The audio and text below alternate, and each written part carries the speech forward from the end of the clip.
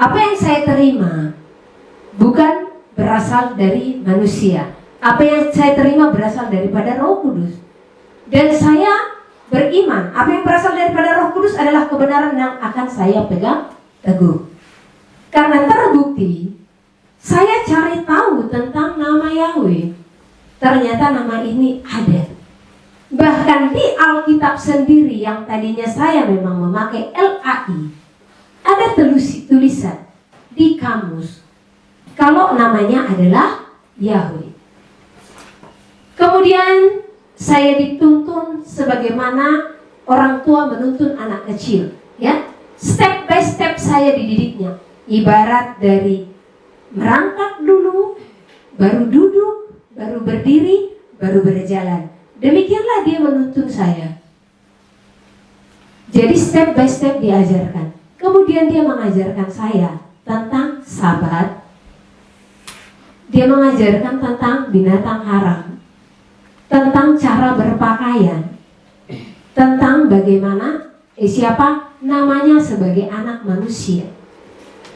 Jadi saat itu dia langsung menyebut namanya adalah Yahushua. Walau pelafalannya itu kami sering tulis Yahushua, ya. Nah, tetapi penulisan Yahushua. Saya bertanya, itu apa? Dan dia berkata, kalau di dalam Yahushua itu, dia ada sebagai juru selamat. Di dalam kata haleluya, terpujilah dia. Dia sebagai Elohim, ya. Nah, di dalam kata Yahweh, saya bertanya apa arti kata Yahweh. Dia berkata, dia sebagai yang berkuasa. Jadi arti kata Yah itu melambangkan dia sendiri. Jadi di dalam Yahushua, dia sebagai sang juru selamat. Dan kembali saya mencari apakah Yahushua itu ada. Ternyata dari beberapa yang saya terima, bahkan di dalam Google sendiri, Yahushua lah yang diklaim sebagai nama asli Ibrani, Mesias. Jadi itu hanya sebuah tanda. Walau saya melihat Google itu hanya sebuah tanda saja. Karena sekalipun saya tidak menerima tanda itu, saya percaya. Karena dikatakan di saat kita kepenuhan kuasa ilahi, maka satu yang lebih kelihatan dari hidup kita adalah perubahan. Jadi, sekalipun banyak pengajaran-pengajaran, atau sekalipun tidak ada tanda yang diberikan, saya tetap memilih percaya. Karena saya sudah merasakan bagaimana dia yang berfirman kepadaku. Dia mengubah hidupku, memperbaharui hidupku dari yang tidak baik menjadi baik dan berjuang untuk benar. Ya. Karena kalau kita mengikutkan pengajaran-pengajaran, beberapa waktu lalu ada tim yang datang ke sini. Saya menjelaskan, kita tidak bisa berpaut hanya di dalam satu yang kita terima secara manusia. Beda dengan apa yang saya terima. Saya mau langit runtuh pun, maka tidak akan menggoyangkan imanku. Mau tawaran apapun di hadapanku tidak akan menggoyahkan imanku. Karena aku menerimanya langsung dari Elohim itu sendiri. Kalau sekiranya aku hanya menerima pengajaran atau doktrin-doktrin buatan manusia, mungkin aku masih harus lebih belajar dan mencari tahu lagi, ya. Beberapa waktu lalu ada yang bertanya, Bu, bukankah nama Yesua yang benar? Saya hanya berkata, Bu, kalau kita mengikutkan pengajaran, maka kita bingung. Dan dia berkata, ya kita kan harus kembali ke akar Ibrani. Ibu tahu nggak? Saya bilang, jadi ini membuka wawasan saudara dimanapun saudara berada untuk itu tidak mempertahankan sesuatu yang yang hanya kita terima dari pengajaran manusia, ya. Nah, saya katakan, tahu nggak di Indonesia kitab suci itu atau Alkitab itu ada berapa terjemahan? Bahkan keluaran dari LAI berapa terjemahan, ya? Keluaran dari ILT berapa terjemahan? ILT saja yang saya tahu sudah 4. Ya, 4 terjemahan. LAI sudah berapa? Saya tidak tahu. Yang saya tahu terjemahan baru, terjemahan lama, terjemahan baru 2, baru ada lagi yang kitab lain, ya. Dan saya katakan, itu sama-sama bahasa Indonesia, Bu. Dan itu sama-sama kitab yang dipakai di Indonesia. Ada IMB, Indonesia Modern Bible, ada versi mudah dibaca, ada ayat Alkitab terbuka, dan lain sebagainya. Jadi saya katakan, tahu nggak, Bu? Ternyata di kitab bahasa Indonesia ini saja, nama itu pun berbeda-beda. Ada yang penyebutannya Yesus, ada yang penyebutannya Isa Al-Masih, ada yang penyebutannya Yesua. Nah, menurut Ibu, mana yang benar? Ya, kita harus kembali ke akar Ibrani, katanya. Saya katakan, Bu, Ibu sudah pergi ke Ibrani nggak? Apakah menurut Ibu di Ibrani hanya ada satu kitab terjemahan? Dia diam. Maksudnya, ya seperti tadi kitab Indonesia sudah beberapa terjemahan. Mungkin lebih dari 10. Ternyata di sana pun demikian. Sehingga kitab-kitab Ibrani pun ada yang namanya diyakini Yehosua, ada yang Yahsua, ada yang Yahus'a, ada yang Yesua Yahusua. Jadi saya mau tanya, Bu, yang mana ini yang harus kita ikutkan? Dia bingung. Yang benar, Bu? Iya. Karena saya juga mengikuti orang-orang yang mereka memiliki pengajaran masing-masing. Bahkan sama, ibadah pun pakai kerudung, memanggil nama Bapa Yahweh. Kitabnya pun kitab Ibrani. Tapi bahkan tidak Yesua dalam kitab itu. Bahkan Yahsua.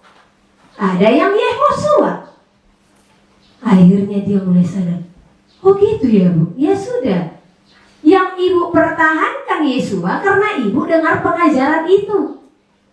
Coba sekiranya terlebih dahulu yang kenal Yahsua kenal sama Ibu, Ibu pun akan pertahankan apa? Yahsua.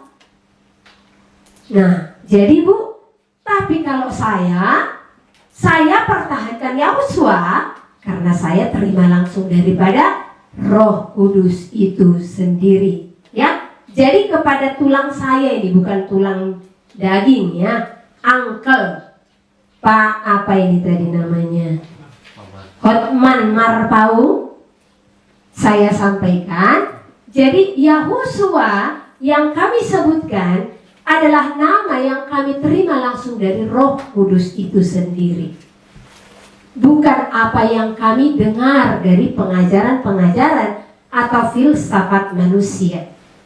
Dan sampai sejauh ini, dan kami yakin sampai kedatangannya, ada damai, ada kuasa di dalam nama itu, ya. Jadi itu.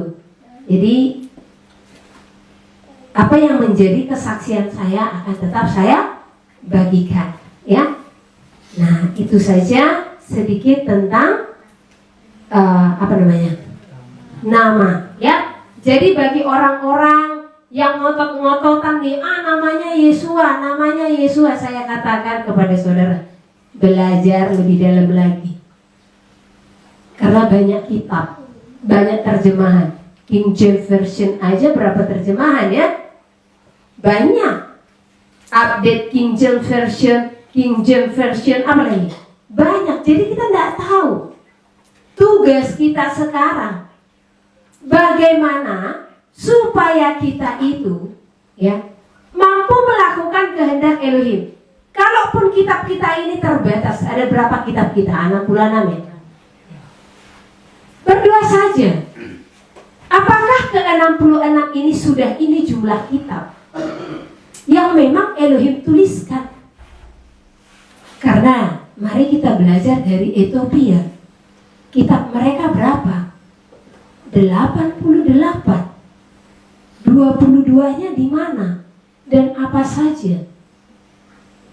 Aku hanya berdoa saja kepada Elohim. Karena secara roh Elohim bukakan kepada saya siapa mereka. Jadi tadi pagi kalau saudara perhatikan ya, waktu kita ibadah pagi, ini saya kesaksian dulu ya. Waktu ibadah pagi, saudara lihat ada yang berbeda? Apa? Jangan iya tapi tidak tahu. Apa yang berbeda? Ada yang tambah? Enggak ada ya? Nah, jadi peka dengan kinerja Roh Kudus. Kami tadi sharing hadirat itu seperti apa. Nanti kalian ingatkan saya kesaksian tadi. Tapi sebelumnya saya saksikan dulu tentang hadirat. Orang sering menganggap hadirat itu sebatas apa? Sebatas bagaimana dia bisa menangis, bagaimana dia bisa bernyanyi, menyembah itu ya. Itu ukuran hadirat yang diukurkan oleh pikiran manusia. Ukuran hadirat bukan di sana saja. Saya katakan di sana banyak apa? Emosionalnya.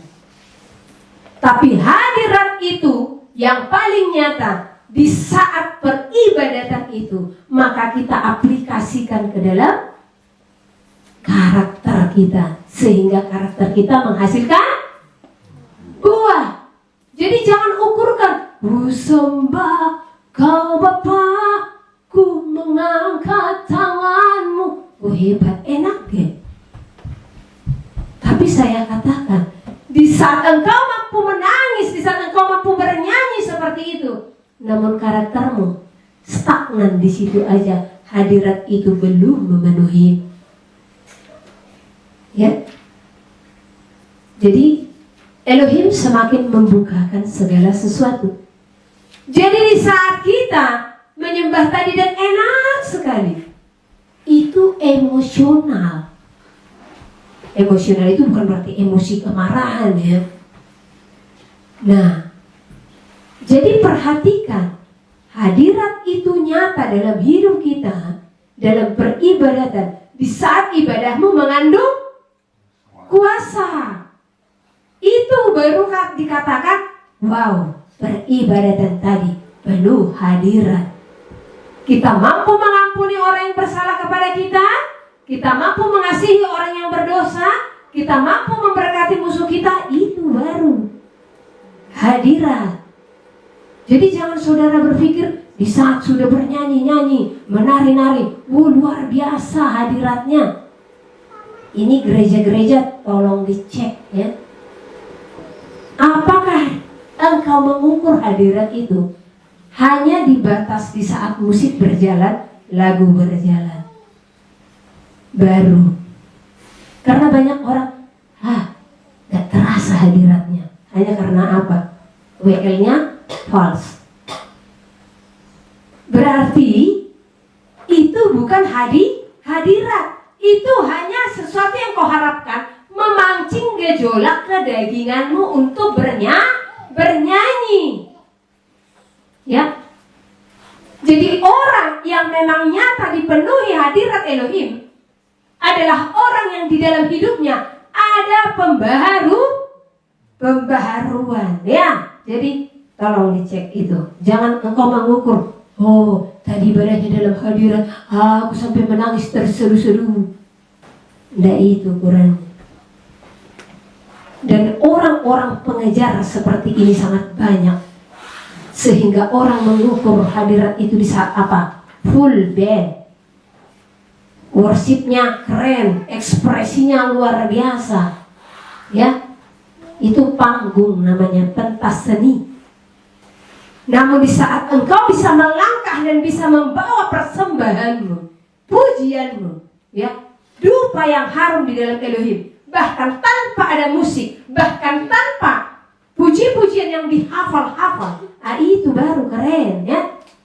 Harus bisa tanpa musik. Ku menyembahmu. Jadi harus bisa bermasmur. Orang kan kebanyakan kalau tidak masuk musik tidak bisa dia menyembah, tidak pemasmur itu, ya, tidak pemasmur. Pemasmur yang sesungguhnya, walau tanpa dipancing musik, tanpa dipancing lagu-lagu hafalan, dia bisa masuk ke dalam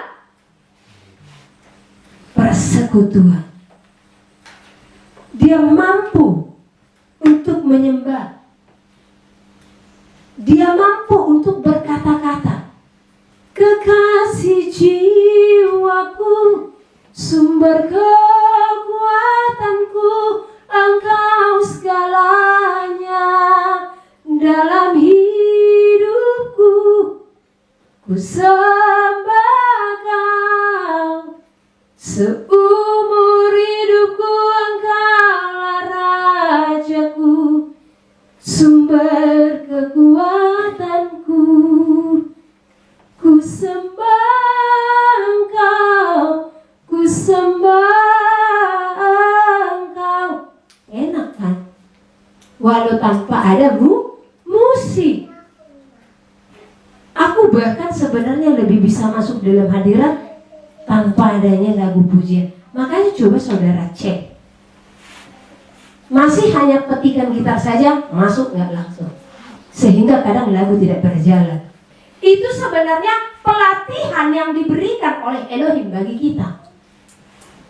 Mungkin saudara di saat pegang gitar atau di saat saudara menjadi WL, ya, sudah saudara rancangkan, oh lagunya ini, ambil musik. Tapi kalau ruah akode sudah mengalir, lagu yang sudah kau rancangkan itu pun tidak berjalan lagi. Yang berjalan apa? Mas, seperti tadi pagi Mazmur mutlak, itu yang Elohim mau. Jadi kita tidak dipancing karena lagu-lagu. Satu contoh, ku masuk ruang maha ku menyembahmu, sebab namamu kudus, kudus, Yahshua, haleluya. Terpancing ya? Jadi cek, apakah engkau terpancing karena lagu tadi, karena lirik tadi, atau karena musik tadi? Cek. Bagaimana cara ngeceknya? Sudah adakan persekutuanmu di hadapan Elohim. Mampu nggak? Bisa nggak tanpa tik-tik-tik gitar itu? Ya, tanpa pengenun suara keyboard itu, mampu nggak? Bahkan kadang aku suruh dulu, stop musiknya. Kalau kita sudah penyembahan berdua, ya, stop dulu. Ya, masuk gitu. Ya, jadi engkaulah yang harus mengundang hadirat itu. Diam dalam hidupmu. Karena hadirat itu memberikan pembaharuan dalam setiap hari-hari kita. Itulah bukti peribadatanmu mengandung hadirat. Bukan enaknya di depan ini, mari saudara terkasih, kita sembah dia. Banyak seperti itu. Bukan itu yang Elohim mau. Sehingga yang lain pun dagingnya bangkit, ya kan, bergejolak. Karena kembali ke gelombang. Saya pernah jelaskan, yang manusia Down syndrome saja dengar musik gimana? Spontan itu bergerak, langsung seluruh tubuhnya itu langsung dikonek sama musik, benar? Dan inilah yang mau dihilangkan atau ditarik oleh si Lucifer itu dari umat manusia. Jadi apakah dalam peribadatan itu bisa berjalan pekerjaan Lucifer? Bisa nggak? Bisa. Ya, memakai dagingmu menyukai musiknya. Dia akan memakai dagingmu menyukai himbauan worship leadernya. Sehingga tanpa disadari, engkau masuk di dalam peribadatan, engkau bernyanyi, luar biasa bernyanyi, tapi tidak dalam hadirat, walau engkau merasa hadirat ada. Jadi itu hanya pancingan yang memancing daging. Ya, jadi bagi orang-orang yang katanya beribadah, ini harus dicek ini. Ibadahmu mengandung hadirat atau tidak? Tanda ibadahmu mengandung hadirat, engkau yang pemarah, maka itu harus lepas. Engkau yang gampang kesal, itu akan lepas. Engkau yang memandang rendah saudaramu, itu akan lepas. Engkau yang memandang hina orang miskin, itu akan lepas. Ya, namun bagaimana engkau mengasihinya, peduli dengan sesama, peduli hati Elohim, itulah tandanya hadirat dalam setiap peribadatan. Ya, jadi banyak orang tidak memahami tentang hadirat. Bahkan banyak orang, terus terang saya katakan, terjatuh hanya karena hal-hal yang seperti ini. Saya ingat beberapa waktu lalu di Bandung, hanya karena saya tidak bernyanyi di tempatnya, di rumah, dia mengklaim saya bukan berasal dari Elohim. Karena kebanyakan orang menganggap ibadah itu hanya sebatas ambil gitar, jeng bernyanyi. No. Sekalipun engkau katakan, engkau bersekutu, engkau memuji, ya, kalau firman tidak kuat dalam dirimu, timpang sayap burung nazar itu berbicara firman dan roh. Pujian penyembahan harus dibarengi dengan firman. Banyak orang yang katanya tahu menyembah, banyak orang yang saya kenal seperti ini. Kalau sudah mau menyembah bahkan berbahasa roh gitu ya, sampai seperti itu. Tetapi di saat saya masuk ke dalam firman, pengetahuannya tidak ada, saudara.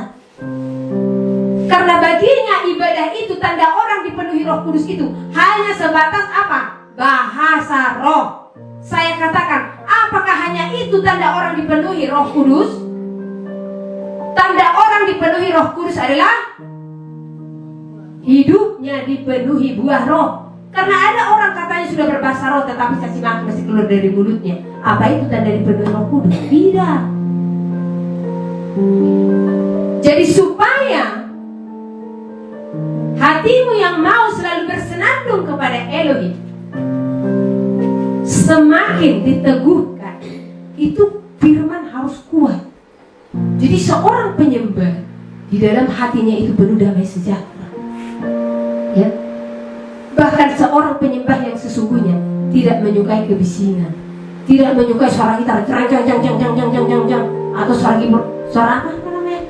Itu loh, drum ya. Seorang penyembah tidak menyukainya. Elohim sering memperlihatkan kepada saya, mengalir saja loh ya, Pak Emmanuel. Elohim sering memperlihatkan dan memperdengarkan kepada saya bagaimana Samayim itu gak ada ceritanya, ribut, alunan musiknya ribut. Saya sering mendengar suara-suara orang yang menyembah. Beberapa waktu lalu, si Noel kalau nggak salah di sini ya, sendiri pagi-pagi. Kau sendiri hari itu ya, yang aku bilang ada kan bernyanyi. Jadi masih jam 4 atau setengah 5, saya lupa. Dia di rumah doang, saya di rumah seberang. Saya dengar dia entah main keyboard apa bernyanyi.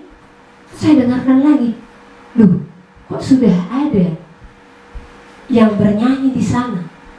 Ya, ada suara ibu-ibu, ada suara yang lain. Nah, kondisiku kurang fit hari itu. Saya lihat jam, belum ada jam 5. Ya, nah aku berpikir siapa?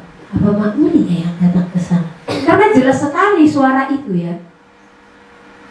Nah, jadi tetap dia bernyanyi, tetap ku dengar. Jadi aku dalam hati tuh, siapa entah ada normal aku sapa hari itu, ada di dalam enggak? Ada ingat itu?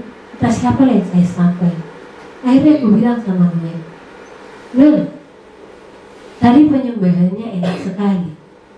Siapa ketemumu di dalam? Gak ada. Kok nyari tadi ibu-ibu itu waktu sebelum ibadah mulai, karena kita ibadah mulai jam 6 ya. Karena hari itu dia belum live streaming. Gak ada. Loh, kok gak ada? Ya, ada loh, karena telingaku jelas mendengar. Dan enak sekali, nyambung sekali. Ya, pernah sekali lagi waktu orang Medan di sini. Jadi Pak Uli mungkin main gitar ya. Saya nggak tahu kalau itu Pak Uli. Dia bernyanyi. Saya sendingkan telinga. Apa itu si Meliaki? Bisa saya dengar seperti suara si Meliaki. Terus saya sendingkan lagi telinga. Pak Isrun ya. Saya sendingkan lagi telinga. Loh kok banyak suaranya? Kok makin enak suaranya? Kami sambil ngobrol-ngobrol di teras. Nah, ternyata Pak Uli yang main gitar. Dan itu sangat indah di telingaku. Sementara kita tahu, ya mohon maaf di sini Pak Uli, ya standar gitarnya kan masih standar yang pas-pasan. Tapi bisa saat itu lagu itu sangat enak saya dengar, sangat merdu, sangat lembut. Ya, saya tidak tahu bagaimana hati Pak Uli saat itu. Karena ada kalanya, walau hanya bernyanyi seperti itu, di saat hati memang fokus ke Elohim, maka para malaikat surga pun akan turut bersama-sama dengannya. Ya, nah, jadi suara surga itu, sanulali gosolali itu, puji-pujian surga itu, lembut saudara, lembut, sangat enak didengar. Karena di saat aku tertidur, masih setengah tidur, sering saya mendengarkan suara-suara puji-pujian. Jadi dia enak sekali gitu. Jadi kita teduh. Tidak seperti ibadah-ibadah yang saya lihat di bumi ini. Makanya kadang sebenarnya saya hanya meminta kepada Elohim, biarlah ibadah kami dipimpin oleh Roh. Supaya bagaimana sorga, seperti itulah kiranya ibadah di tempat ini. Amin. Jadi undang itu selalu. Dan tadi pagi saya tidak tahu saudara menyadari ada yang baru tadi itu. Dan ada yang keluar dari mulutku. Ada beberapa nama yang disebut. Termasuk siapa? Para nabi itu tadi. Henok, Hosea, Elia, Nuh, Musa, Abraham. Siapa lagi tadi? Itu tadi keluar. Dan itu kan bahasa baru tadi. Saya sampai cek ini bahasa apa ini. Kok nadanya agak seperti cempreng, tapi enak. Ya? Itu yang saya bilang, saudara-saudari gak ada yang baru tadi. Karena saya seperti berbicara. Dan luar biasanya. Tadi sembari ngobrol saya pinjam handphone, saya bilang, saya cek, entah kenapa di hati ini ditaruh gerakan Ethiopia. Saya buka bahasa Ethiopia, persis. Nada-nadanya persis. Ya. Jadi di saat kita punya hati kerinduan, ya, maka bukan Elohim tidak memberikan atau mencurahkan karunia-karunia yang baru. Namun jangan kejar karunia, tetapi kejar apa? Kekudusan. Kejar kasih, kejar kekudusan. Karena saya yakinkan 100% orang pengejar karunia, maka ini yang akan disesatkan langkahnya. Ini yang akan diselewengkan. Datang kepada Elohim itu bukan mengejar nyanyi-nyanyian ini yang full band segala macam, tetapi datang kepada Elohim itu untuk apa? Untuk kebenaran yang mampu membawa kita kepada Samayim. Itulah tujuan kita datang, bukan semata-mata untuk apa? Mujizat atau karunia-karunia roh. Karena karunia-karunia itu adalah hadiah yang diberikan. Namun sekalipun itu hadiah, itu tanggung jawab besar. Tanda orang memiliki karunia roh, tidak ada kesombongan, tidak ada penonjolan diri, tidak ada kemarahan dalam dirinya. Kalau ini ada dalam diri katanya berkarunia, saya jamin dan pastikan itu bukan berasal daripada Elohim. Karena dikatakan dari buahnya lah kita harus melihat. Jadi orang yang berkarunia sesungguhnya dan benar-benar pemakaian Elohim nyata atas hidupnya, maka akan kelihatan dari apa? Buahnya. Ya, itu baru disebut karunia roh. Jadi orang yang mengejar karunia ini bisa menjadi orang yang merasa punya karunia. Saya sepertinya melihat sesuatu di tempatmu seperti ini, begini. Bukan sepertinya melihat. Kalau di dalam Elohim, ini tempatmu kotor, tempatmu dibersihkan. Di sini adalah roh perdebatan, di sini ada roh percabulan, di sini ada roh seperti ini, pasti seperti itu. Itu kalau benar orang berkarunia. Tidak ada meraba-raba, meramal-ramal. Ya. Namun di dalam dirinya ada buah roh. Itu paling nyata. Karena kalaupun seseorang, rumahmu ini tidak beres, ada saya lihat spirit yang tidak benar, katanya, sementara yang berkata-kata itu pun di dalam diri tidak ada buah roh, sudahlah. Cukup katakan, Elohimlah yang diam di tempat ini.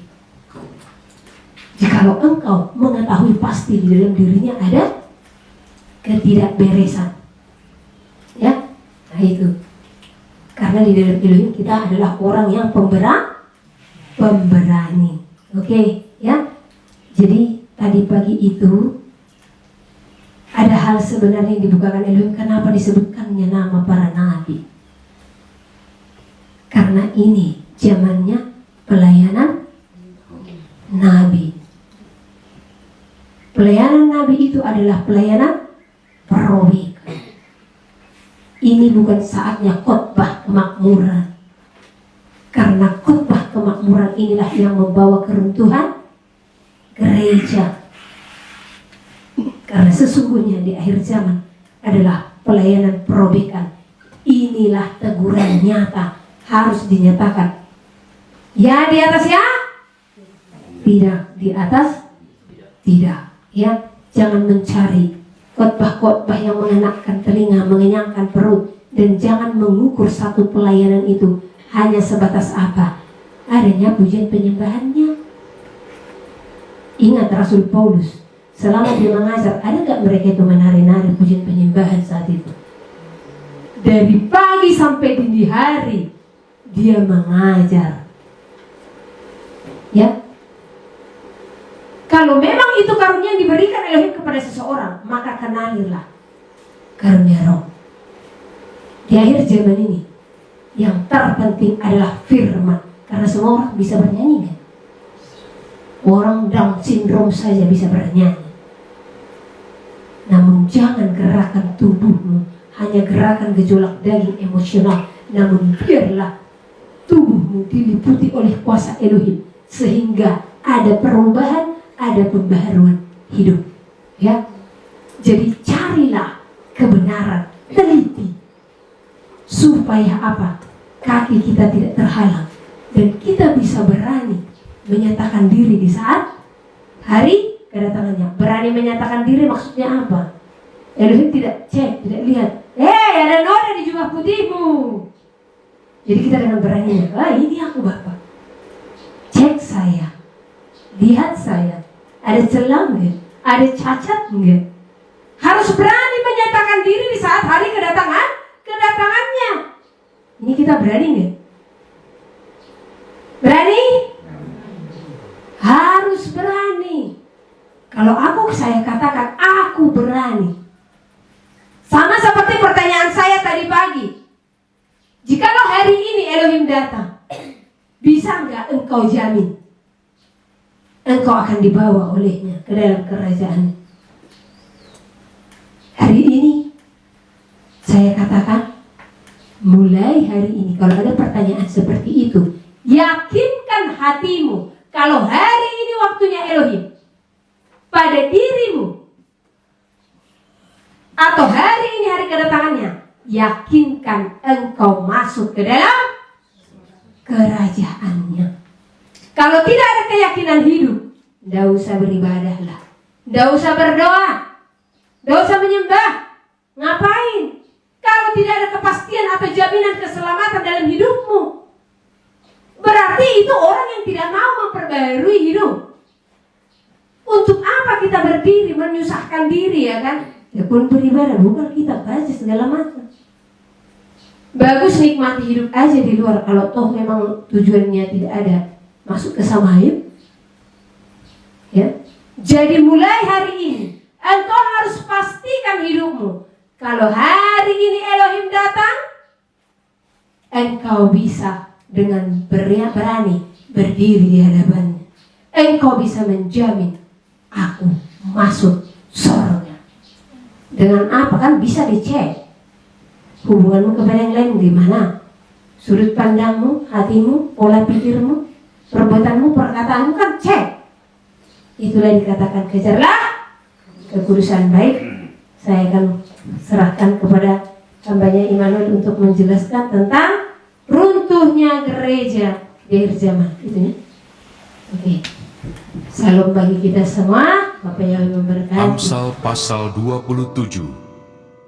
Janganlah memuji diri karena esok hari, karena engkau tidak tahu apa yang akan terjadi hari itu.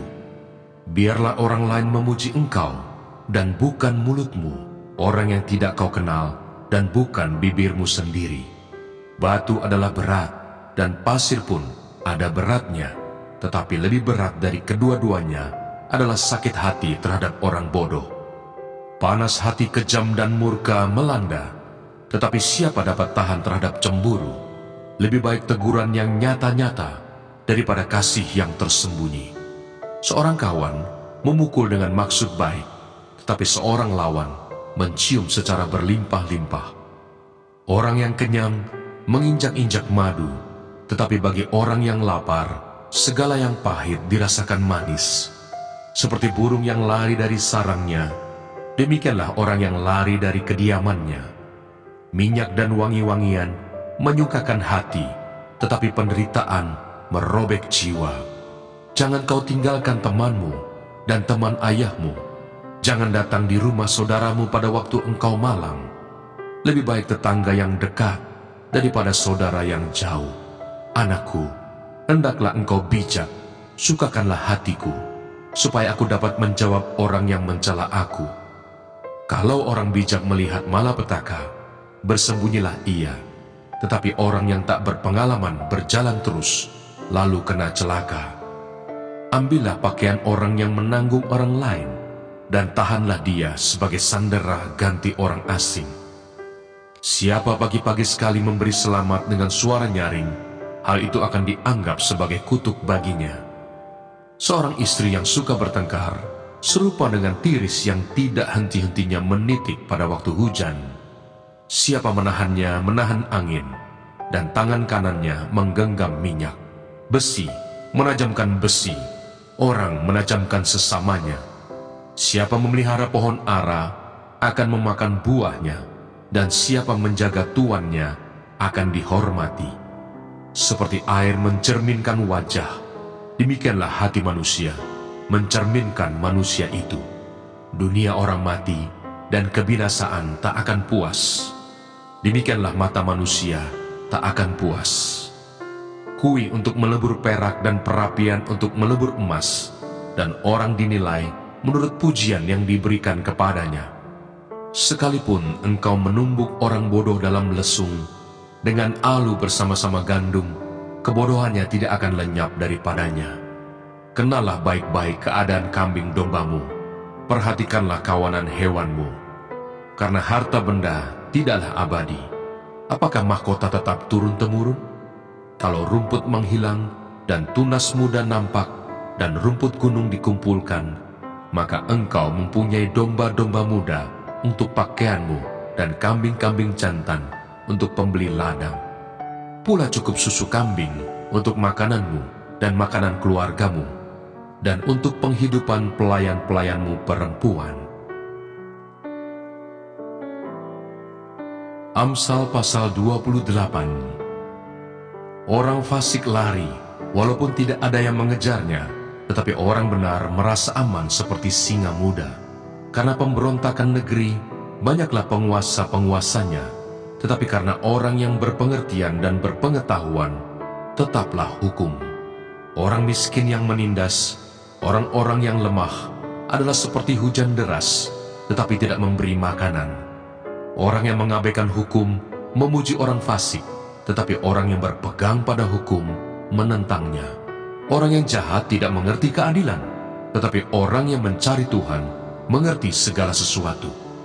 Lebih baik orang miskin yang bersih kelakuannya daripada orang yang berliku-liku jalannya, sekalipun ia kaya. Orang yang memelihara hukum adalah anak yang berpengertian, tetapi orang yang bergaul dengan pelahap mempermalukan ayahnya.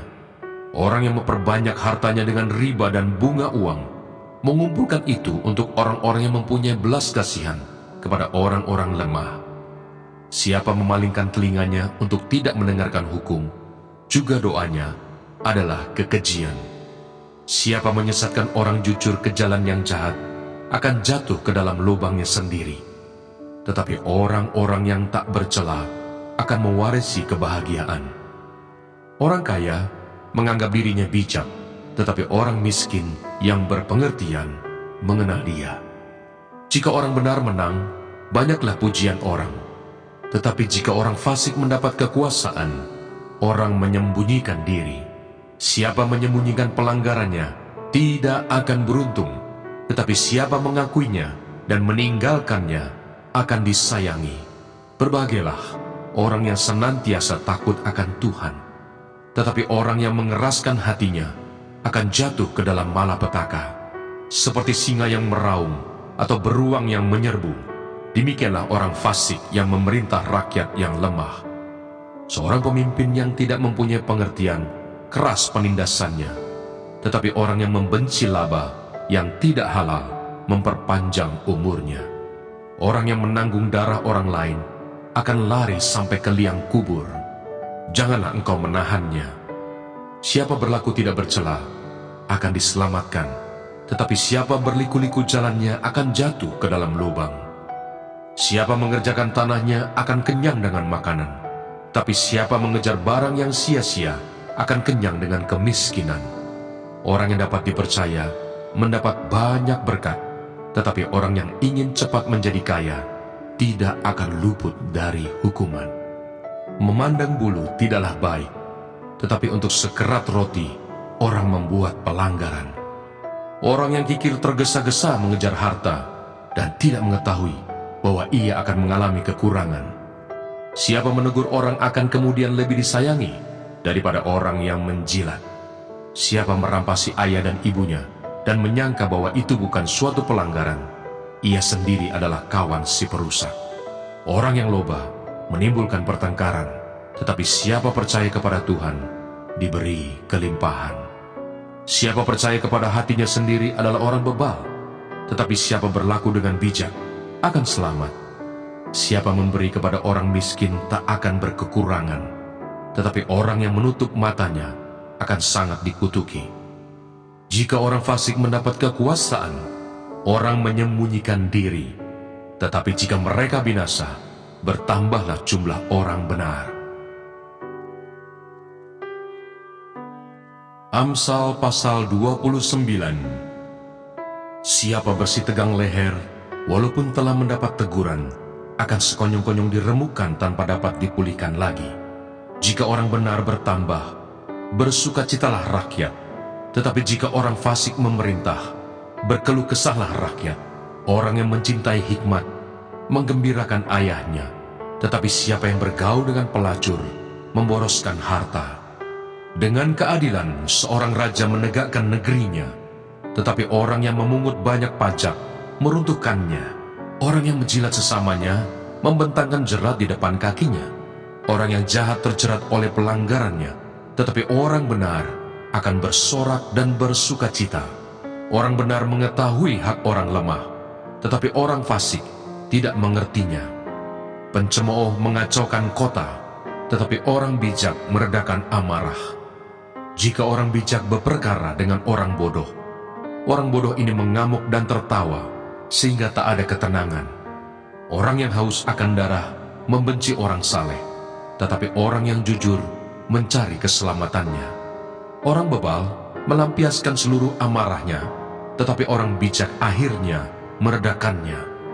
Kalau pemerintah memperhatikan kebohongan, semua pegawainya menjadi fasik. Si miskin dan si penindas bertemu, dan Tuhan membuat mata kedua orang itu bersinar. Raja yang menghakimi orang lemah dengan adil, tahtanya tetap kokoh untuk selama-lamanya. Tongkat dan teguran mendatangkan hikmat, tetapi anak yang dibiarkan mempermalukan ibunya. Jika orang fasik bertambah, bertambahlah pula pelanggaran, tetapi orang benar akan melihat keruntuhan mereka. Didiklah anakmu, maka ia akan memberikan ketentraman kepadamu dan mendatangkan sukacita kepadamu. Bila tidak ada wahyu, menjadi liarlah rakyat. Berbagailah orang yang berpegang pada hukum. Dengan kata-kata saja seorang hamba tidak dapat diajari, sebab walaupun ia mengerti, namun ia tidak mengindahkannya. Kau lihat orang yang cepat dengan kata-katanya. Harapan lebih banyak bagi orang bebal daripada bagi orang itu. Siapa memanjakan hambanya sejak muda, akhirnya menjadikan dia keras kepala. Si pemarah menimbulkan pertengkaran, dan orang yang lekas gusar banyak pelanggarannya. Keangkuhan merendahkan orang, tetapi orang yang rendah hati menerima pujian. Siapa menerima bagian dari pencuri, membenci dirinya. Didengarnya kutuk, tetapi tidak diberitahukannya. Takut kepada orang mendatangkan jerat, tetapi siapa percaya kepada Tuhan, dilindungi. Banyak orang mencari muka pada pemerintah, tetapi dari Tuhan orang menerima keadilan. Orang bodoh adalah kekejian bagi orang benar. Orang yang jujur jalannya adalah kekejian bagi orang fasik.